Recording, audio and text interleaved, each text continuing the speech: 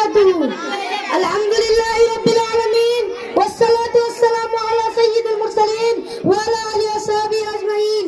أما بعد قال الله تعالى أعوذ بالله من الشيطان الرجيم بسم الله الرحمن الرحيم إن الله لا يحب كل مختال فخور.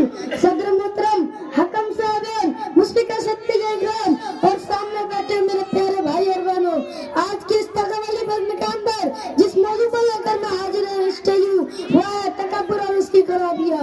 تکبر وہ گھمنڈ چیز ہے جس سے روز زمین پر سلطنت کی ابتدا ہوئی. آپ سب جانتے ہیں کہ اللہ تعالیٰ نے حضرت آدم کو پیدا کیا اور تمام فرشتوں کو حکم دیا کہ تم آدم کی سجدہ کرو.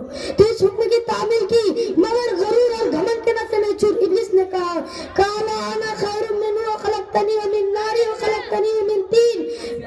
میں آدم سے بہتر ہوں، تو نے مجھے آگ سے اور آدم کو مٹی سے پیدا کیا. لیکن ابلیس کے گھمنڈ سے اللہ ڈوبا.